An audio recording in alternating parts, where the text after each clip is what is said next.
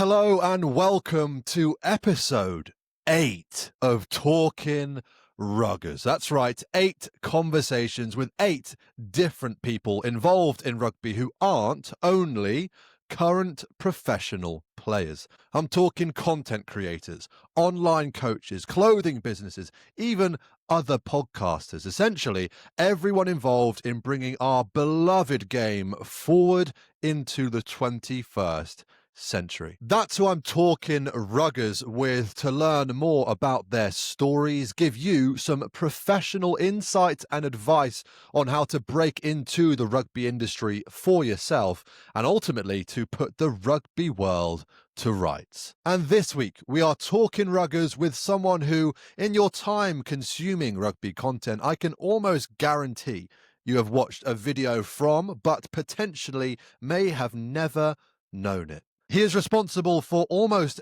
every rugby highlight reel you'll find on YouTube, amassing over 250,000 followers across platforms in the process. If you are a true rugby nose, you'll already know exactly who I'm talking about because there's no brand name to this fella. So this week, we are simply talking ruggers with Andrew Forde. Andrew, in your own words, for people who may not know who you are, and I think they're actually surprisingly, really interestingly, might be a large number of people who know of what you do, but don't know it is you. So in your own words, who is Andrew Forde? Who is Andrew Forde is I'm just a 26-year-old bloke from Cardiff who likes rugby, but I think it's kind of devolved almost into a brand in a way. It is my name on the YouTube channel and kind of all the social media and stuff, but it's almost just become a brand that's just synonymous with showing as much rugby to as many people as possible, whether you like rugby or whether you don't. It is fascinating how, if you've ever watched a highlights reel of any capacity, it is most likely been you, but it's not rugbyhighlights.com. It is just your name. How did that happen, mate? How did it come about that that was just the title of your YouTube channel? I've had that channel for like over 15 years now. And if you go back to if you look at the oldest videos, there's still some questionable videos on there. Nothing too outrageous, but I clearly didn't find the rugby niche for a while. So it's just kind of been my personal channel. And then I just started posting rugby videos. And it just came to a point where I was like, there's no real need to change my name. And yeah, it's kind of weird just kind of keeping the name, but I don't regret it as such anymore. And I'm not great with the kind of brainstorming aspect of stuff. I don't know what else I'd call it other than just my name. That's hilarious because so many businesses, I would Level Up Rugby, for example, sat there and mind mapped out, okay, how can I have a coaching brand name? And you just stuck your own name on it, and people know your name now, which is even better. People come up to me and be like, oh, you're Level Up Rugby. It's like, no, I'm Ollie Johnson. That is my name. But people just know you are, which is hilarious. Did people ever come up to you? I know you must be out and about at some games in Cardiff, but of course your face is never plastered over anything. Is it the kind of thing where you ever get recognised? I've had the odds interaction, nothing massive. It tends to be there's almost like some sort of link somewhere else, especially in Cardiff, of they know who I am because they know of someone who knows me. So that's kind of where they put a name to a face then. But yeah, I've had a few incidents where I think someone has seen my name written down and gone, are you the guy who does the rugby videos? Which is very surreal. But I think a positive aspect of having my name is a few friends or family who probably aren't the biggest rugby fans. If they see a video pop up and they see that my name's under it, they know that it's me that's done it, rather than if I had rugby highlights as my kind of handle name, they probably wouldn't think twice about who made that. They wouldn't think it was me. Yeah, no, that makes total sense. And it's just so interesting how you've become, like you said, this brand name. It's grown beyond just who you are. Of course, the answer to the question of who is Andrew Forde, it's just you. But then beyond that now, you've grown into this massive business. But let's go back to the very start, mate. As much as we're here at this end goal of all these subscribers you've amounted to on YouTube and the social media following you have, what was your first experience in rugby? Where did it all start for you? So my parents will often say that like I was kind of glued to the TV screen when I was younger, like 4 or 5, like I would watch the rugby, but I don't really have huge recollections of that at all. But my first kind of overriding memory is when I was like 7, it might be 8, just hearing that like boys in school were going to rugby training on a Monday and just saying to my dad, can I tag along?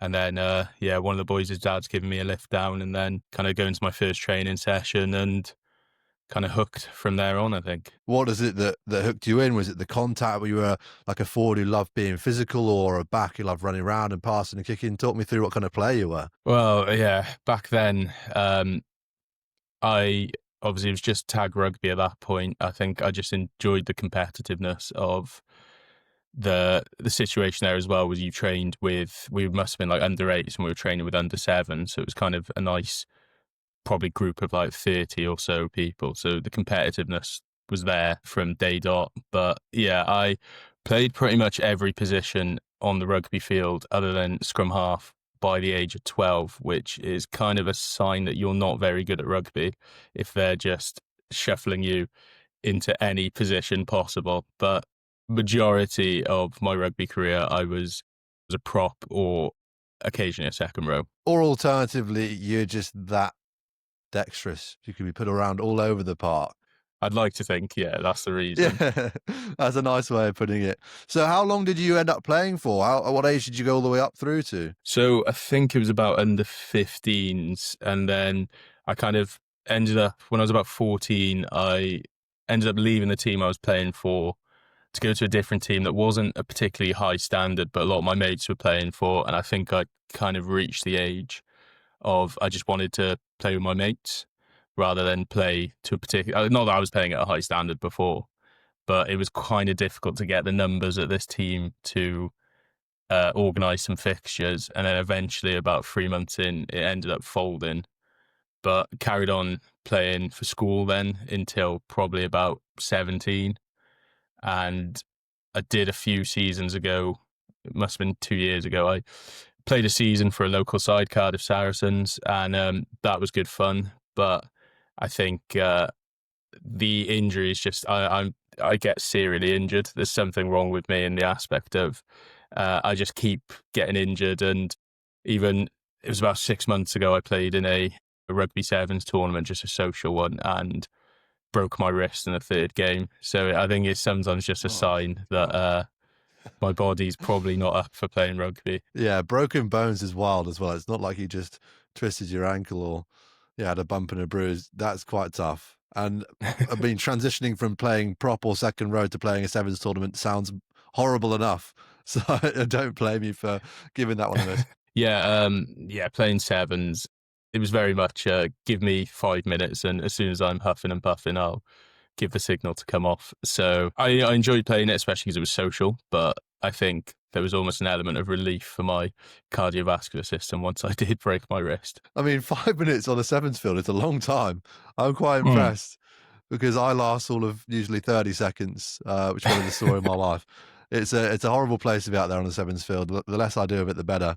But you have a rugby encyclopedia of a brain, which I know for sure. I've spoken about it with Squidge Rugby before, and I'm sure we'll delve into that in a bit more detail later on. But I was chatting to Ben John last week about some players he came up against across Wales. Is there anyone that sticks out in your mind from your encyclopedia that you either played against or with growing up? Because Wales is a small place. Yeah, I think I must have played against Lewis Rees-Zammit in school because he was a year younger than me and he went to Cathedral School, which was just down the road from where I went to school, which was Ysgol Glantaf, and he must have played a year up. But like I can't pinpoint playing against him, so maybe he was a late developer of some sort. But on the other hand, Johan Lloyd, who currently plays for Cardiff, was in the year below me, and he would obviously play a year up because he was very good. So I had the honour of playing with him, and there's probably plenty of players I played with and against. I remember I used to play for St. Peter's, and I remember Ben Thomas, who currently playing for Wales, is a year older than me.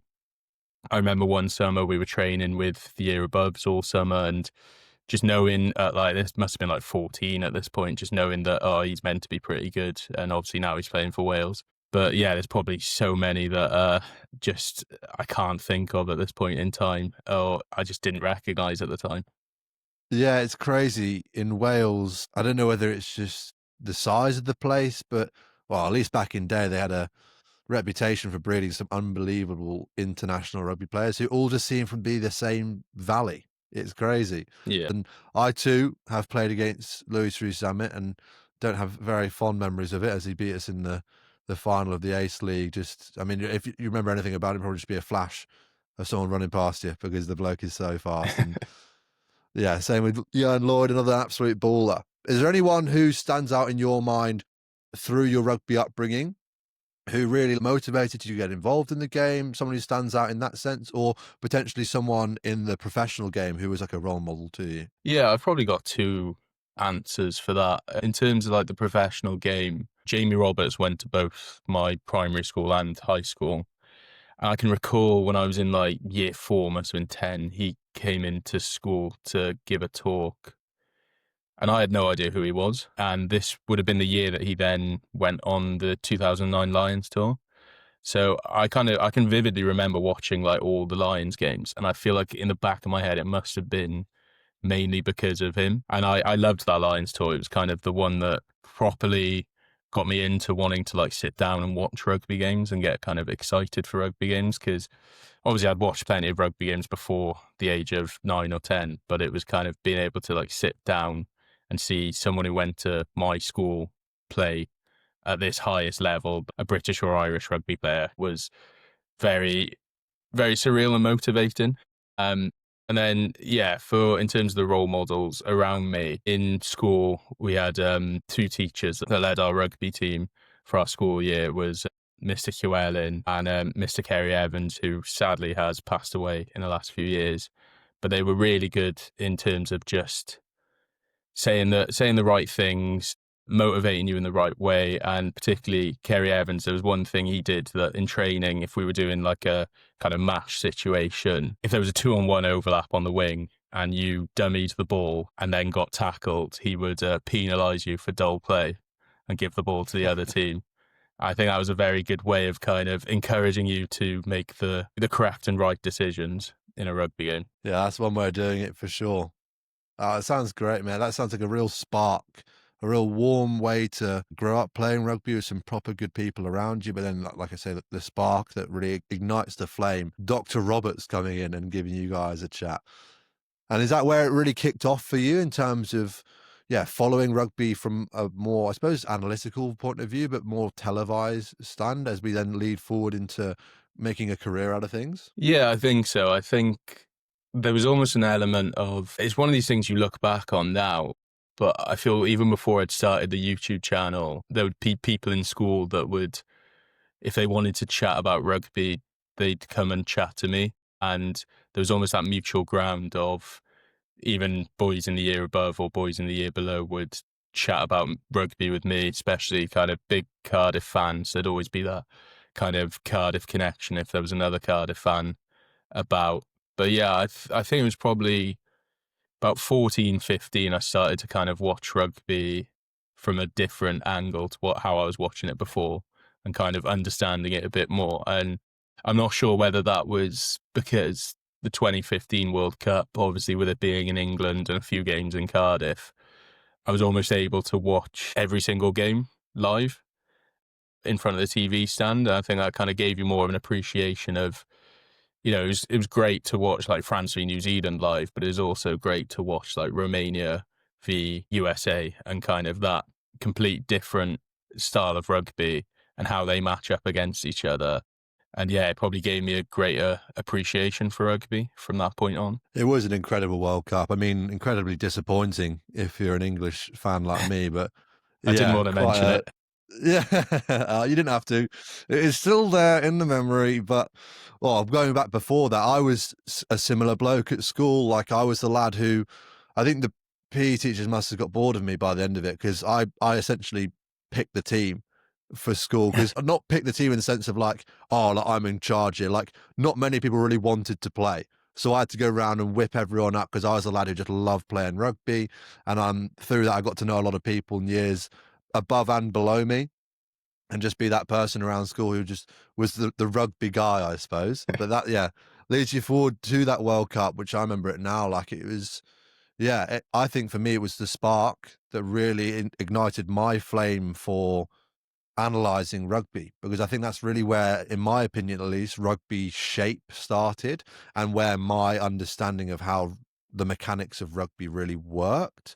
And you could start to see, especially then understanding like the 1-3-3-1 system that the All Blacks first brought in that World Cup, and you could start to see how everything sort of worked around it. And that's at least where it kicked off for me.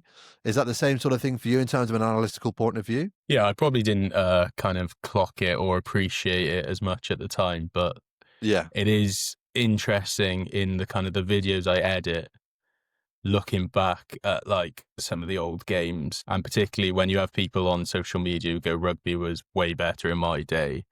It is just utter rubbish, because you look at some of, especially if you go back to kind of professionalism and almost the immediate aftermath of professionalism, some of the things that are going on that rugby pitch kind of defies sense. Like, I remember watching one of the Rugby World Cup games from, I think it must have been 91 or 87. And it was one of the teams were running backwards to kick the ball, which I don't understand what kind of the logic was there. And you lose almost all momentum there. And then people will say, oh, too much kicking in rugby these days. At least I don't buy that anyway, but at least there's more of an art and appreciation of kicking these days compared to running backwards whilst kicking the ball. And if there's any opinion on that topic matter that I'm going to believe above all else, it's the bloke who's probably watched every single minute of rugby in the entire existence of film, because you do have an absolute archive. And yeah, it is interesting saying that, because I hear the same things where I talk about like attacking shape, like I mentioned, and analyzing these things. And I'll often be like, you know, the introduction to a video being like, oh, this new attacking shape, and you overindulge at times.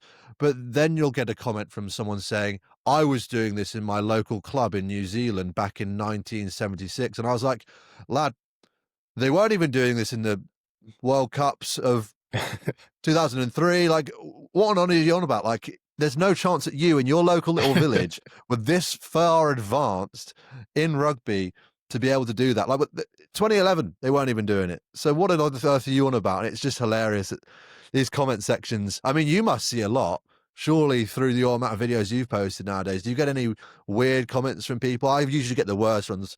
No blanket statements here, but from the South Africans, they are very passionate people, and I'm so here for the passion. But oh my goodness, is there any, like, have you put out any Antoine Dupont highlights and they just flood the comment section with he's not even that good? Yeah, there's definitely a trend on that. I think even the other day I posted an Israel Dag video, and I think this was very much a tongue-in-cheek comment, but someone commented from South Africa, he's nowhere near as good as Damien Willemse, and that's up for debate. But I think I was highlighting prime Israel Dag, and it's kind of, I'm not 100% sure how old Willemse is right now, but I think he's still got a good few years to. He's a quality player, there's no doubt in that, but it's kind of, it's almost this dismissing of another player just because there happens to be a South African player they think is better. And yeah, the Dupont one gets quite a lot of digs, but the one thing that like really winds me up was I did a video probably a couple of years ago on like spiral bombs. I think it was specifically George Forde's spiral bombs, and the amount of people in the comments like, there's nothing special about this, that these players just can't catch. And there's so much more to it than that. It's exhausting, kind of. And it comes to a point, there's no need to even respond to some of the comments, because I think whatever you say isn't going to convince them otherwise. I think because although it is your name, it is this like almost greater personality behind this brand. There's no need for you to enter the depths of comment sections, because I mean, you don't really need extra engagement on your videos. They do well enough as it is. And when you get people like that who are so short-sighted to just, yeah, like, it's just, there's other players in the world, you know, like Israel Dag. I used to love watching that bloke play. Like, doesn't mean just because a South African plays rugby that you can't talk about someone else. And it's just a frustrating place to be. And as someone, yeah, who watches so much rugby, that must be frustrating.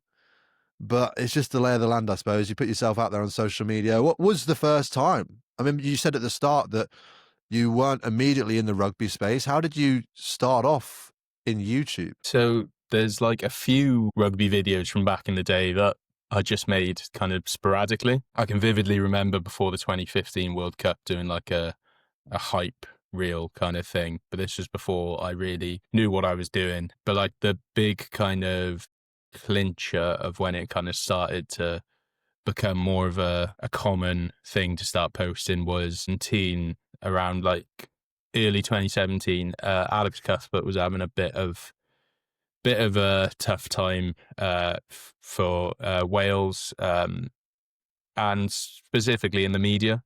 Like he was getting hounded, social media was getting absolutely hounded, and I think I just took it upon myself to like make an actual highlight reel of him to kind of show that what he was capable of. Like at this point, he was a British and Irish Lion, had scored some crucial tries for Wales, and it was about 24 hours in after posting it, a Wales Online ended up doing like an article about the video itself, and it was kind of my first proper video, so it was a bit mad, and I was in sick form at this point, and I think as I came out of a maths lesson, and one of the boys went, "Oh, Andrew, you're on Wales Online."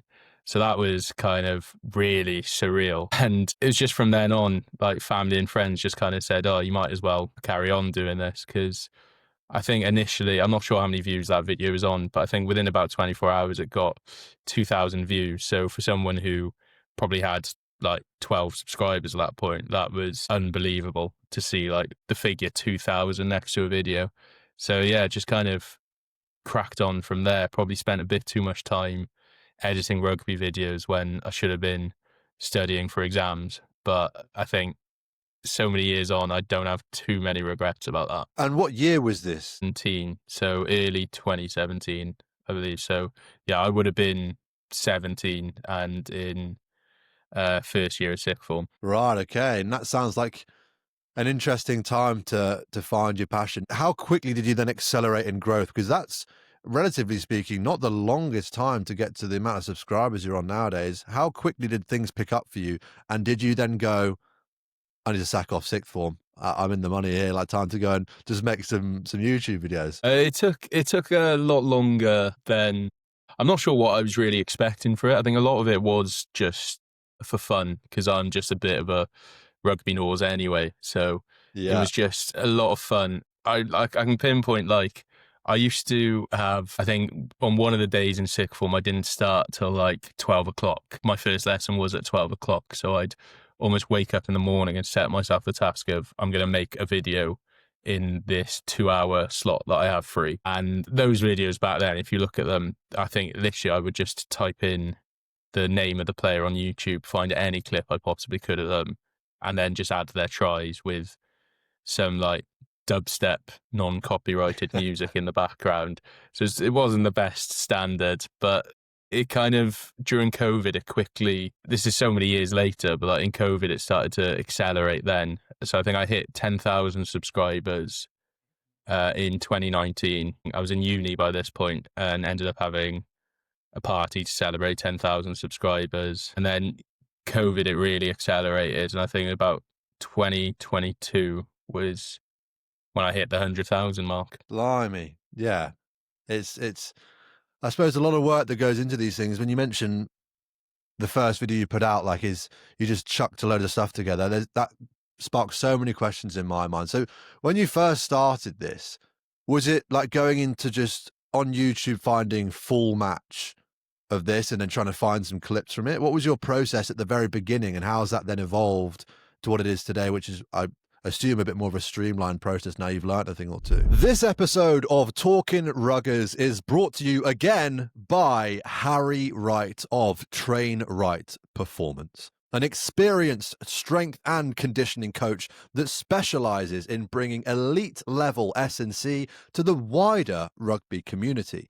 Long gone are the days of chest and tries and back and buys. Train Right Performance is for rugby players that want to gain the edge in their performance in the gym and on the pitch. And you can check them out on Instagram at Train Right Performance. That's Train Right with a W, Performance, or find them at their website, www.trainrightperformance.co.uk. That's Train Right with a W, Performance. Thank you so much for your continued support of the podcast, Harry. I know you're a regular listener, so I hope you guys check them out because they really do offer some brilliant S&C services. Yeah, so like the Alex Cuthbert video in particular, because I am a big Cardiff fan and would regularly watch, probably like at that point I was watching every single game he played, whether that was Cardiff or Wales. I could pinpoint like almost the big moments that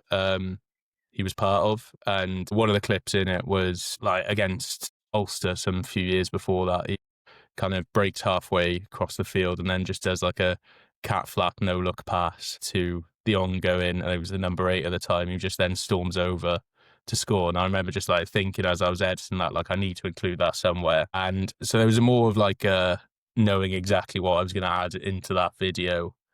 But yeah, I was probably going through kind of full batches and cutting it down and finding the exact clip there to add in. But yeah, now it's a lot more of a lengthy process. I think a lot of people think I have some sort of like massive Excel document that has every like incident and like, you know, sports coding sort of thing. And it's not. The truth is, it's really boring how I do the videos. It is, a lot of it is, so for example, say I was to do a video on David Pocock, I would go through, see every try he scored. That's usually my first port of call, is go through every try he scored. If it's like a pick and go from a metre out, then probably going to bin it or maybe just include the one if there's multiple. And what do you mean, see every try he scored? Like, where do you get the information of? Do you go like on like rugby stats Right. and find all his tries first, and then go back to the games, or do you just sit through all the games? How do you find where all these tries come from? So yeah, so there's a website called all.rugby, which has pretty much every game that a player has played since 2013, and it will say the exact minute. If you go on the individual game, say the exact minute that they've scored a try. And so I'll like watch each video of each game, of each highlight, and then kind of write a note from there on, and then kind of get the tries nailed down from there. And then the complex bit is I tend to go through like the Telegraph and the Guardian's minute by minute match reports and just like kind of hotkey the name Pocock and then write a note of every, like, I'll say Pocock 53rd minute turnover. And I'm like, brilliant.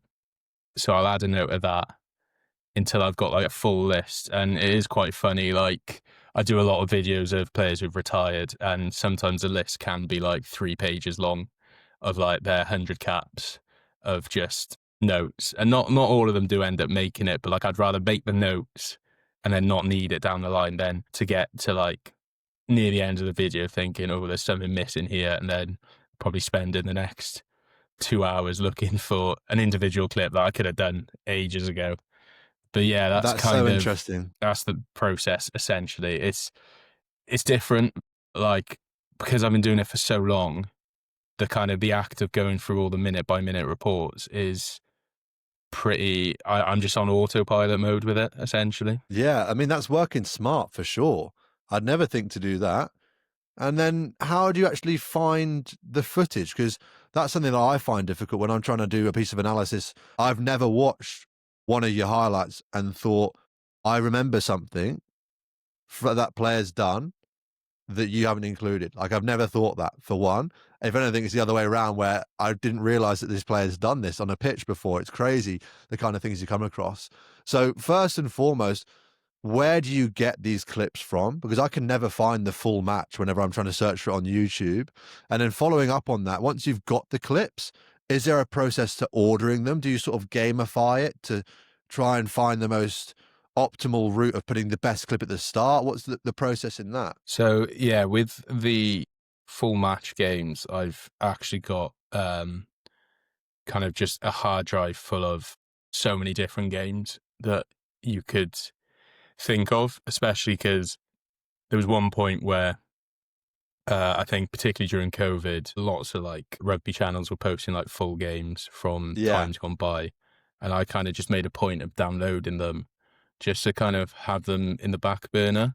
And it is helpful as well. In what tends to happen like around Six Nations time is a channel will like post the full match and it'll often get taken down within 24 hours. But I do kind of try and nab it while I can. But yeah, it tends to be the process with the videos is I do often put like one of the like the best kind of clips at the start. But then also if I know someone's going to click on a video for something, knowing in their head they're going to see a certain clip, I try and put it more towards the end to kind of get that almost so that the watch time kind of increases a bit there. And it's more just it's being petty because a lot of people do just comment where is this clip, and then once they reach the end of the video will go, oh sorry, I've just watched the end of the video, I've seen it now. So like specific example would be if I was to like do a video highlighting Antoine Dupont's defense, that tackle on Matt Hansen would probably be more towards the end, just to kind of mess with people a bit there. But I think the whole process of like clipping highlights, it's something that kind of almost evolves every few weeks. Like my process now is completely different to what it was last year and the year before that. And I reckon in a year's time, there'll be so much that I will have changed that I can't even foresee what that's going to be at this point in time. One thing I do in terms of the process as well is, again, if we're using like David Pocock as an example, is I'll go through like Facebook, Twitter, Rugby Dump is another one as well, that I will just like type their name in and try and find every video from there that possibly comes up, just as an idea of what to possibly then include. And even if the actual video isn't there, it's just knowing, oh, okay, something happened in this game. Like, and if I'm really desperate for something, I can go through this specific game and find a clip that he did. Like, especially if I type his name on Twitter and it says he was man of the match in a specific game, I'm like, well, there's probably plenty of things to find from that specific game. Yeah, you're onto something there. And is it just a matter of like on your iPhone pressing the screen record button? Because you say you download the games. Like, how does that work? Yeah, there's plenty of like YouTube to MP4 converters, but yeah, no, of course. I have resorted to sometimes, screen recording, and it's even for like the most basic of things. Of like the other week, a mate of mine showed me a try that was scored by his local side's like under 16s team, where it's just last play of the game, bloke runs the whole pitch to score the winning try. He sent it to me via Vio. I was like, right, I've got to screen record that and save that for future use, because that's going to have to be used somewhere in some sort of video. And there's a lot of that with my videos as well. There's some videos that almost take years to make in the sense of I'll find a clip, save it in the back burner and be like, right, I can use this for something. And then it can be 2 years down the line and I'm like, right, I've found an actual use for this clip. Like, it fits into this video perfectly. Yeah, you must have an absolute database, because I find it hard to keep track of all the stuff and the screen recordings that I have, tons of video ideas. And you mentioned like their Grassroots. How many of your videos typically end up being down the Grassroots path? And on that theme, what's your creative process? Because as much as this is almost regurgitating stuff that already exists, it's easier said than done, I suppose, because you've got to come up with some interesting ideas, like you mentioned around Israel Dag there. Like, what's your thought process around that? So yeah, with the Grassroots, one thing that's really helpful is one of the rugby coaches in my old school, Ysgol Glantav, he'll always send me the highlights of their games, their like under 18s team every week. And I'll sometimes message him and go, can you please send me that specific try? Because I'll include that in a video.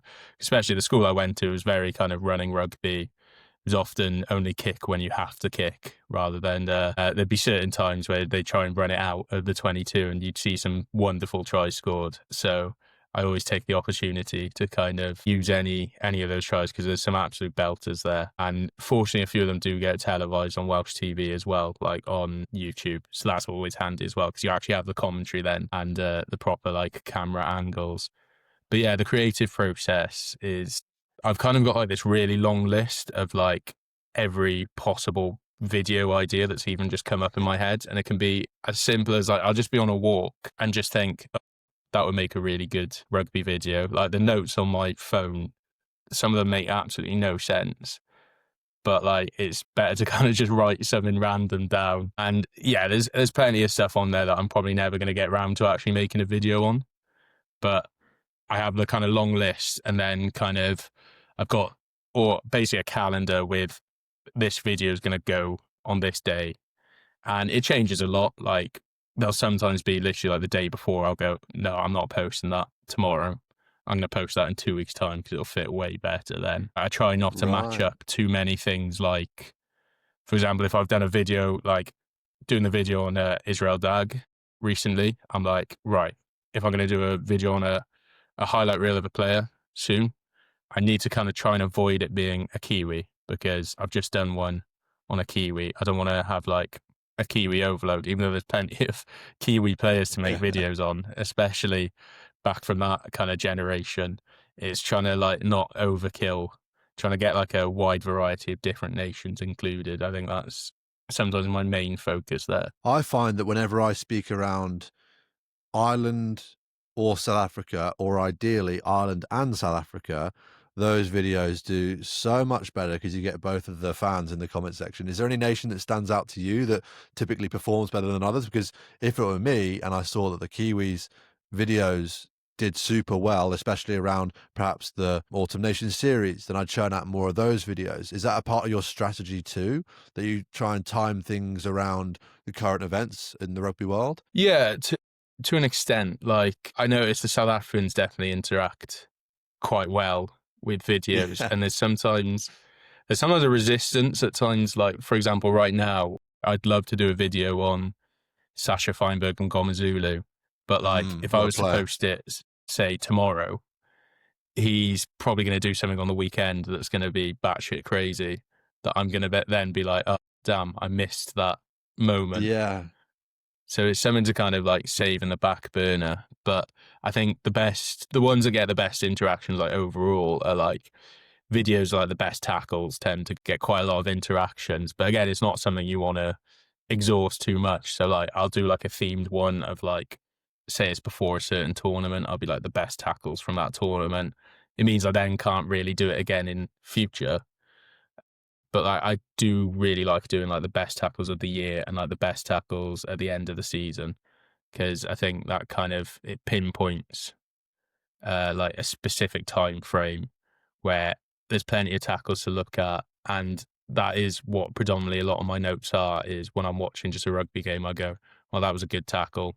I'll write down the minute, and then I've got that in the back burner of when it comes to editing the actual video. I know that there was a specific tackle in that minute of that game that I watched 2 months ago. Yeah, because I can see why the tackles do so well, because I feel like that reaches a broader audience. Because if there's any Americans watching, they're just going to Google Yeah. big rugby tackle and it'll just come up with one of your videos most likely. But finding the tackle videos, I assume, is a much more difficult process than finding the try lights, because obviously the tries get recorded on every scoreline. Are you just watching every game? Like, how do you find the biggest tackles? Yeah, you'll notice sometimes in some of my videos, like there'll be 5 different tackles from one specific game because that's one that I was probably Yeah, I watching have and so noticed. Yeah. hyper focused on. And you'll see that a lot as well. Like there'll be certain videos where there'll be loads from one game, like not just the tackles, but like if my next video is of, the best side steps, you'll notice there's a side step from that same game that had 5 tackles from the other week. But yeah, tackles are quite difficult to kind of come by. And another thing again is almost like that process of searching just tackle on Twitter, Facebook, Reddit's a good one, of just finding like any example of a good tackle. And the one thing I find really handy with Twitter is the kind of the people I follow. I've made like a deliberate attempt to like follow people who are like rugby minded. And Yeah. so I can like search tackle and then limit it to people I follow who've tweeted tackle. And then I can kind of have an idea. It's a long process, but I can have an idea of, okay, that's probably what game they're thinking of, especially if it's Six Nations time. The issue is then if I type in tackle, you'll get tweets of like, that is the dirtiest tackle I've ever seen. Yeah. So I kind of have to disregard those sort of stuff. It's working smart, that's really Thank you. interesting.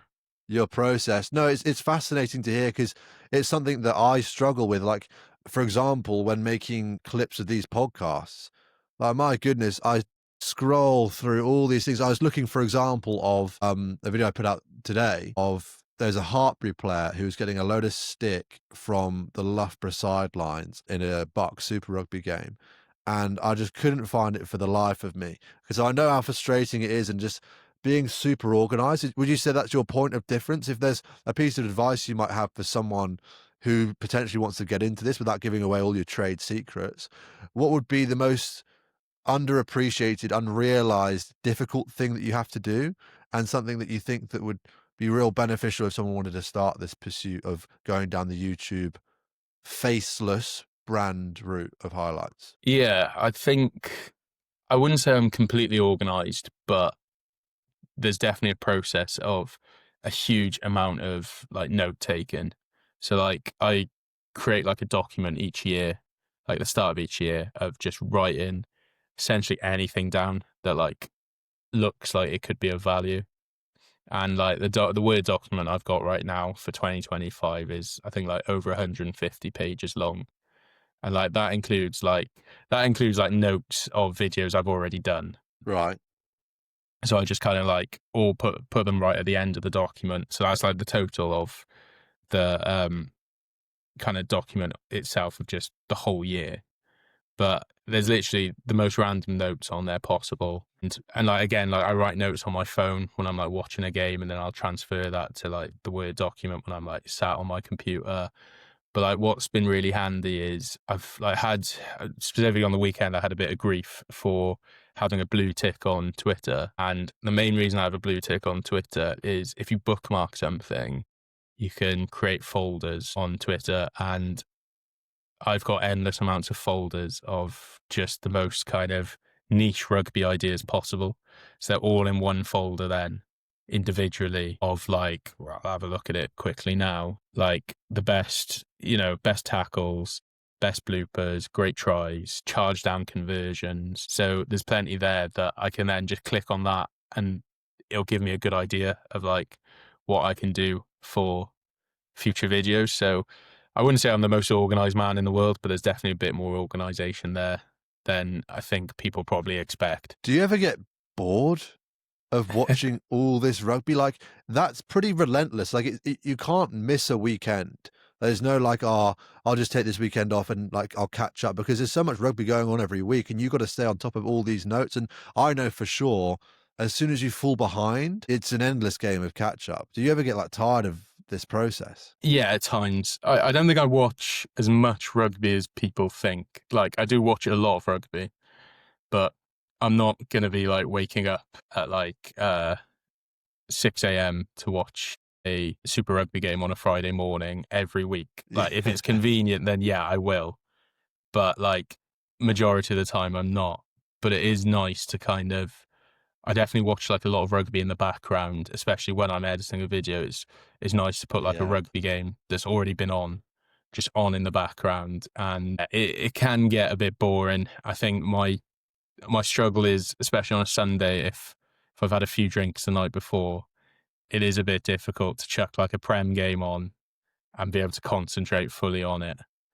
But Yeah. I think I do sometimes jump out of my seat if I see something particularly good that is of value for a future video. I think it was last season when Alfie Barbary kicked it out with 30 seconds to go, thinking it was the end of the half. Yeah. I jumped out of my seat when I saw that and I was like, this is brilliant. It's interesting how everyone I've spoken to on the podcast so far watches rugby in a different way. I'm always just watching in the back of my mind and thinking, all right, what clips can I take from this to make a piece of content out of?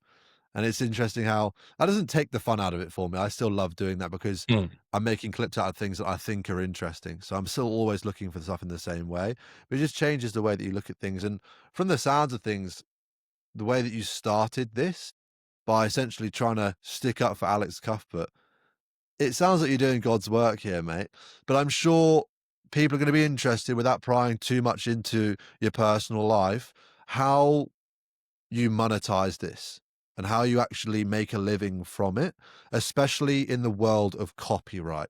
Because speaking to Squidge, they have a headache of a time trying to even allow their YouTube videos to go up in the first place because they've used content, even though it's under fair use, as I understand the law. Like you've repurposed the content, it doesn't replace watching the original format.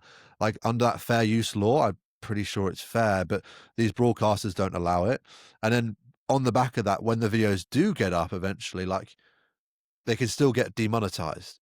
How does that work for you from a business point of view now, beyond the ingenuities of like making the videos from a more administrative business point of view? Yeah, it's a very grey area, and I'm very privileged to be in the position that I am in. It is kind of almost potluck at times. Like I concede that like if I post a video and there's a copyright claim on it, then it is what it is. I'm not gonna like go out of my way to like delete clips from it. Does that happen a lot? Is that something you constantly fighting with YouTube? Like I've had a couple demonetized or taken off me before, and I'm like, okay, let me email them, and it takes them 2-3 months. You just sort of accept that and move on at that point. How regularly does that happen? Yeah, so in terms of I get a few that are like copyright claimed. So like I can still post a video, but like obviously there's no money made from it, which isn't the end of the world. It's obviously the copyright strikes are like the big issue because if I have three, Oh, the then strikes, yeah. that's my channel gone. And it was in the early days, it kind of came close. I had like two in the space of a month. And I think it was just a point of trying to be as savvy as possible from then on. And I still kind of have that outlook of like, I think my Instagram account was restricted a couple of months ago because I'd used Super Sports, the South African broadcaster, had deleted one of my videos. And as a result, my Instagram account was restricted for a week. It was really weird kind of trying to navigate my Instagram account, especially because I was getting notifications via like Meta that I'd had messages on Instagram, but I couldn't respond to them, which was a bit of a Oh, what the disaster. hell? But Yeah.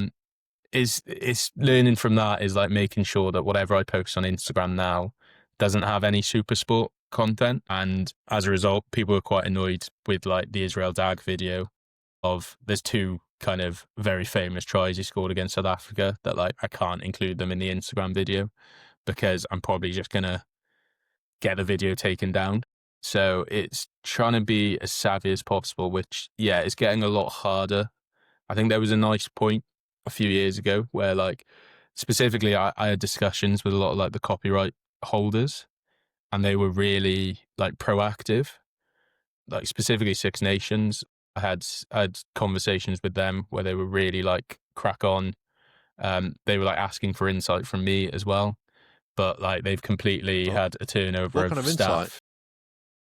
They were just intrigued by like the what sort of videos tend to do well, Yeah. how they would go about doing stuff like that. So it was just a Zoom call, I think, where we just kind of bashed our heads together to try and come up with stuff, and they were very like positive about the stuff I was posting, which was great. But then you kind of have the situation now where they're very hot on people's heels at the moment for using content. And yeah, I really, really feel bad for the Squidge boys because it sucks really because there's so many people wanting to kind of watch their videos of the Yeah. analysis of like the games, and I'm sure it affects you as well. I think we need more eyes on rugby, and it's just holding everyone back. I don't think there's a huge amount of positive that comes from this, but there's a massive amount of negativity that comes as a result. Literally, what is their problem? Like, what's the point of restraining people from using their content? Like, I understand, like, there's got to be a line drawn in the sand somewhere, where you go, this is okay, this is not okay. But as I said, how I understand it is fair use law dictates that as long as you have an original form of reformatting the content, it doesn't replace watching the original source, then you're more or less good to go. But I had the problem with Six Nations content a couple years ago. In fairness, touch wood, I've been all right so far for the most part. But there was one Six Nations video that did really well for me. It was essentially using a clip of Finn Russell hitting a 50-22 and how he had this low driven ball flight on it, keeping his chest over the ball.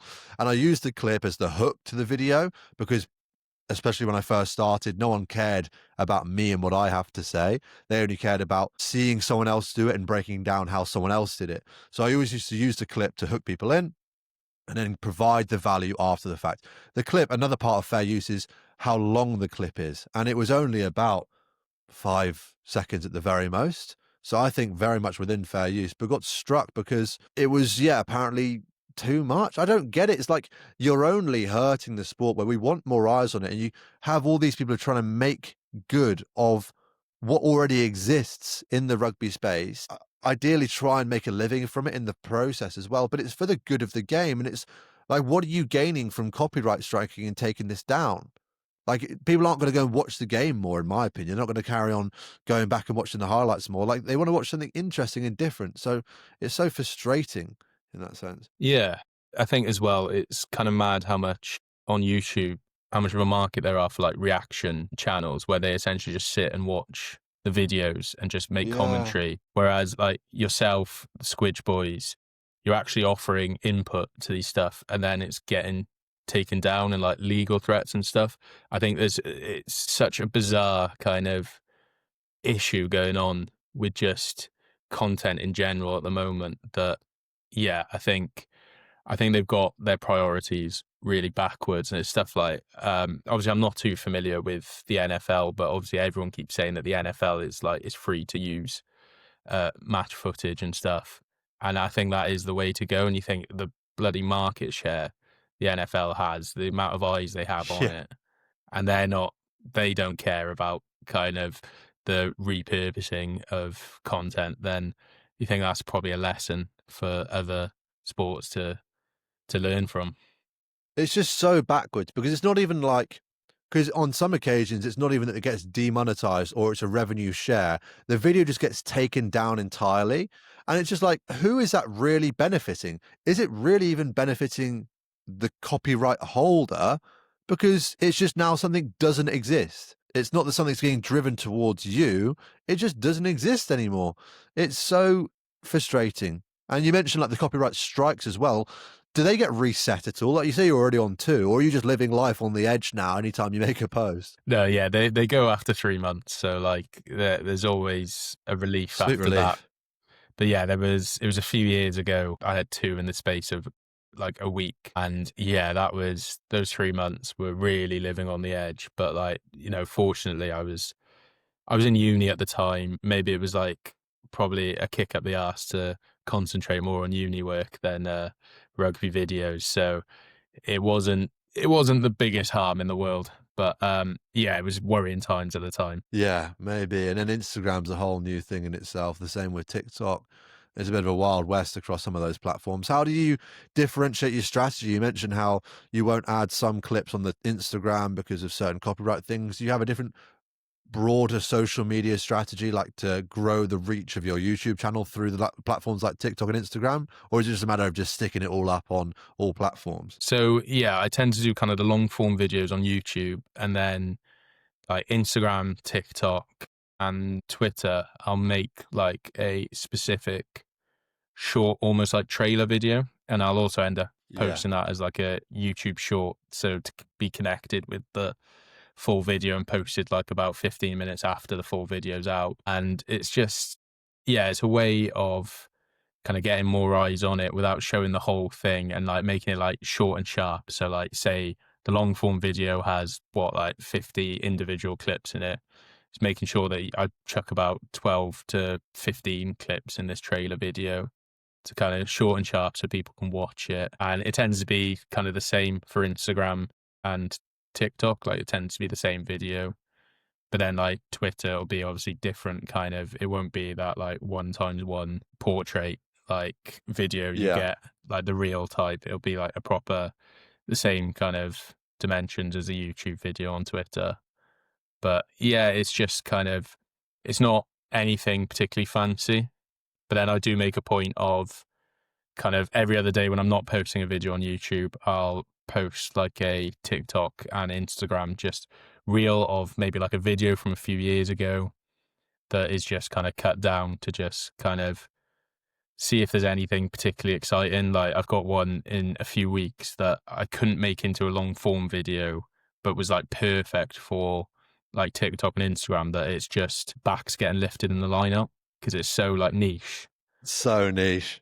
There's not as many like examples of it. I couldn't make it into a long video. I think it's about a minute and a half. And from my notes, there was like one that I couldn't find. So like I could only make it a little bit longer. I was never going to make a Oh. full video out of it, but you never know. That I think the way rugby's going at the moment, you could maybe see more examples of backs getting lifted in the lineouts going forward. Well, yeah, well, we saw a few weekends ago Esther Hazen joining the Springbok pack, which is unbelievable to say, bearing in mind how big those fellas are. For him to mix it amongst the big lads up front is ridiculous to say, and that is incredibly niche of you to find so many of those little clips. It's fascinating. Is there any nation or broadcaster who stands out as being the most restrictive? Like I remember the rugby revolution that Squidge Rugby had when I had their Rugby World Cup final analysis taken down, and then they found a way around it and they overcame the copyright, and it was like a big hurrah for the rugby community. Is there anyone out there who's just a bit worse than others in terms of leagues or broadcasters? There was definitely a point where like Sky New Zealand were pretty much taking everything down. So I think there was a brief point from like 2019 to like 2021 where I just did not touch any Super Rugby or Rugby Championship videos. And to be fair, I remember like people in the comments be like, "Oh, where is so and so clip?" And there'd be other people who would go, "He doesn't include those videos because Oh, they he know. keeps getting, yeah, he keeps getting copyright strikes." So I think it was those two copyright strikes where I was living on the edge, were both from Sky New Zealand. Oh, So wow. yeah, it was. And I think a few years ago, so we're talking over 5 years ago, Six Nations were quite strict. And then they kind of came round on side, but then now it's back again where they're quite strict. And it's one of those of, I do include, I'm quite fortunate with the aspect of, because there's so many different like rugby clips in like any video I post, like especially if it's like, say, the best tackles. There's never like, I think, more than a minute's worth of content in like an 8-minute video from like one specific league. Because when you talk about like, saying the best tackles, will probably be a minute of URC, a minute of Premiership, a minute of Champions Cup, like a minute of Challenge Cup, a minute of Super Rugby, a minute of like the NPC in New Zealand, a minute of the Curry Cup, and then that's not even including like international games then. So it's kind of like a wide variety, which is why I kind of argue it comes under kind of fair use, that there's such a like a wide variety of different clips in it. 100%. But luckily, yeah, I haven't had too much trouble recently. Obviously, yeah, there was a thing with World Rugby, but again, World Rugby have been really, really proactive with myself. There was a video I did about 12 months ago where I think it was just before the Olympics, actually, where they contacted me and supplied me with clips to post a kind of hype reel. And Oh, right. that was mad. It was just kind of, there was no kind of like collaboration or like financial incentive at all. It was just, they were willing to help me as like a way of just getting more eyes on the game. And especially obviously the Sevens isn't a World Rugby sanctioned event, but I think they were just trying to kind of get as much hype as possible. And that was huge because, you know, again, like the Squidge boys had so many issues with World Rugby, that it's so nice to see how positive they are now, and like jumping on calls with a few of them, how good they are.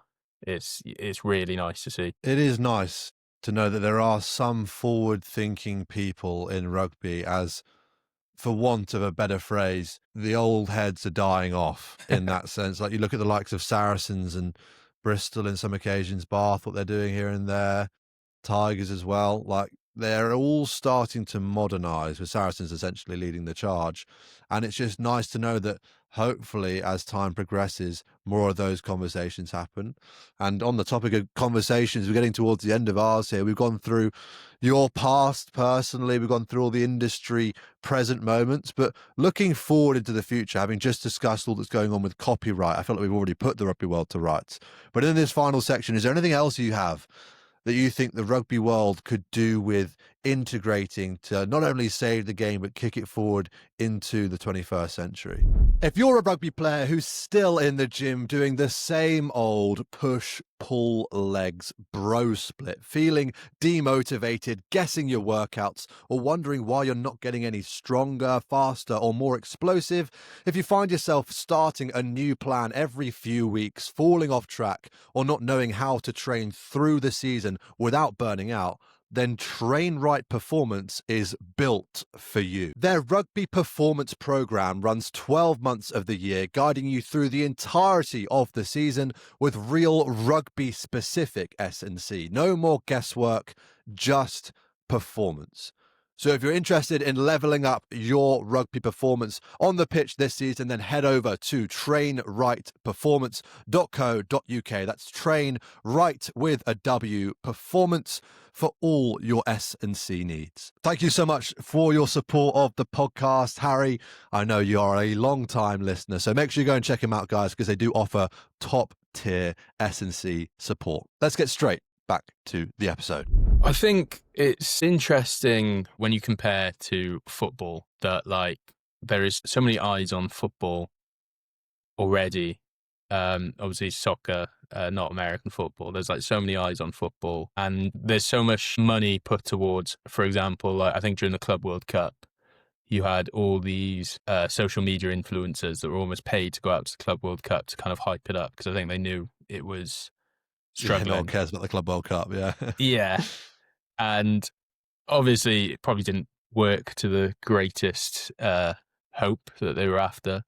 But I think there's definitely an incentive there to kind of get people with large platforms to kind of promote the game in that kind of way. I think particularly you've got so many celebrities who are like rugby mad that there's ways to kind of promote the game. I think the one thing that I think would be huge for rugby is a rugby video game. I think the game is crying out for a rugby video game. We have been crying out for that for years. And it was Agustin Peugeot who was charging towards being like head of World Rugby, whatever the actual official title is, which Bill Bowman got the job and put rugby back into the dark ages again. And I'm hoping, like I said about the modernization of the game now, when we get someone new in, like a rugby game would be massive. Like, that's the reason why I know so many football players, because I played FIFA every day growing up. Yeah, I'm the exact same. And I even play FIFA to this day. Like, it's just become habitual at this point that like I get FIFA every year.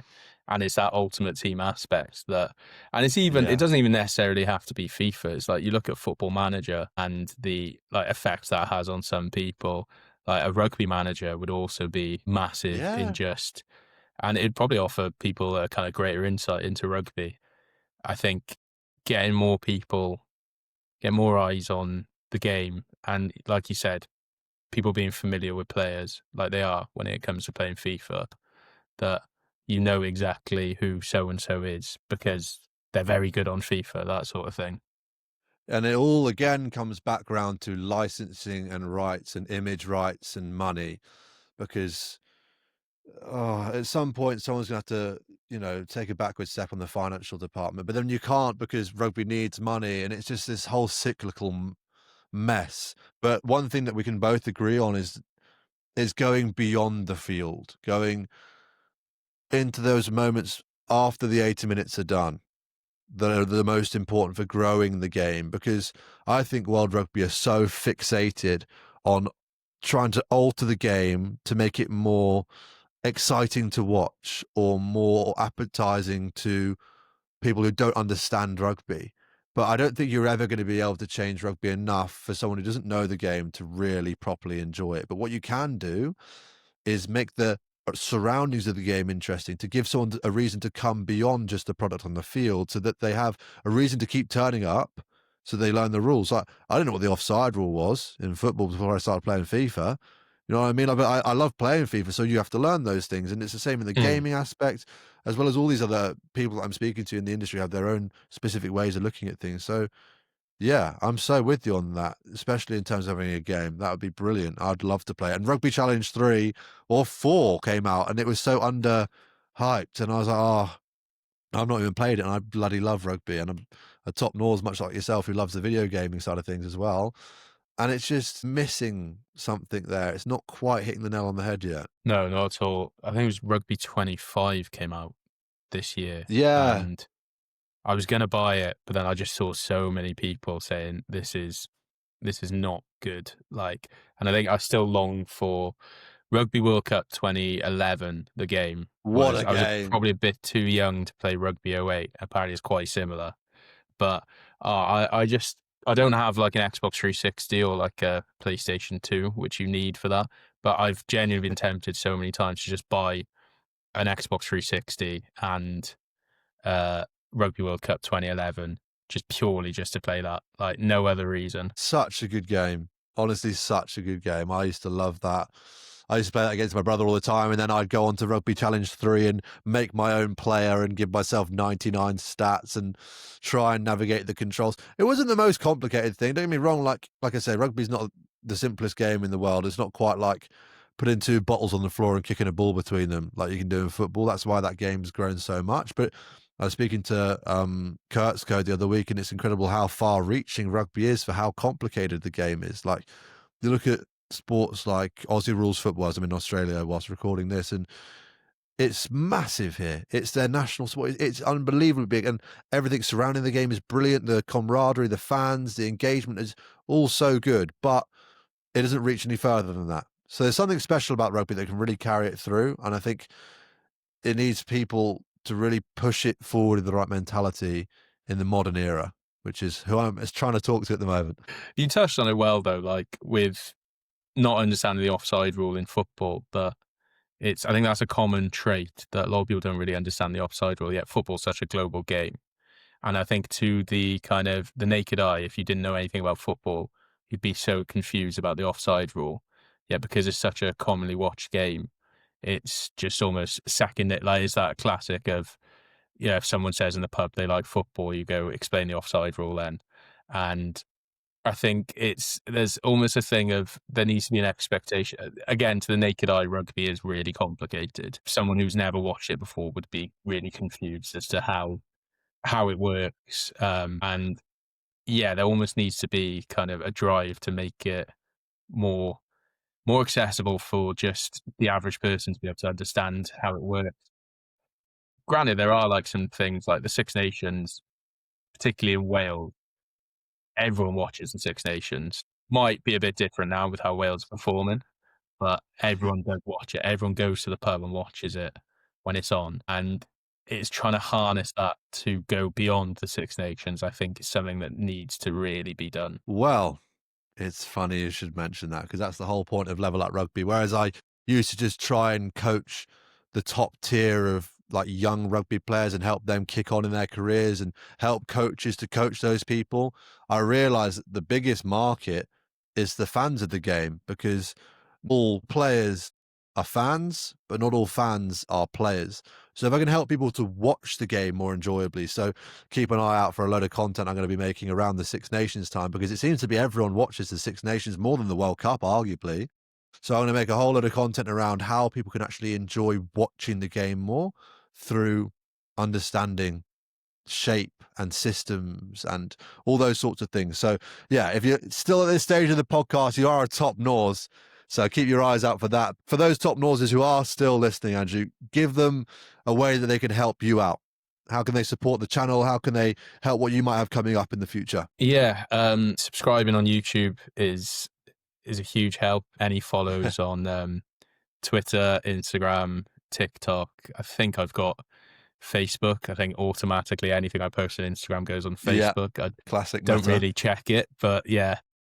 And don't do it, mate. The Facebook comment section is awful. You don't want to be reading those. Yeah, I do get a few notifications, and I try not to interact, but sometimes I do bite on some of the stuff. But yeah, but in December, I tend to every year I'll post every single day from December 1st to December 25th of just the best things that have happened in that year in rugby. So if you can support that would be enormous, because it gets towards the end of when you're touching about the 19th to the 20th of December, it gets a bit stressful, especially when there's loads of rugby on, trying to keep up. And that's kind of when the Christmas celebrations begin. And it's trying to resist the urge to go out for a few pints with your mates because you're busy. Editing is always tough. So a few extra views definitely helps the motivation. Well, there you go. If you are still listening, you are a top North, so make sure you go and check out all the accounts. I'll leave them down below in the description. And if you have been listening, I hope you've enjoyed. Whilst you're down there in the description, please drop a like on the episode if you have enjoyed it. Rate it 5 stars if that's the platform that you're on. And otherwise, I hope you have a lovely week and go well on the weekend. Andrew, it's been a pleasure. I've been so excited to have this conversation with you, because putting a face to this name is something I've wanted to do for a long time, and hearing your story has been fascinating, mate. And I can't wait for the next time we have another time talking ruggers. Oh, thank you so much for having me on. Appreciate it. Pleasure, mate. I'll catch you next time, guys.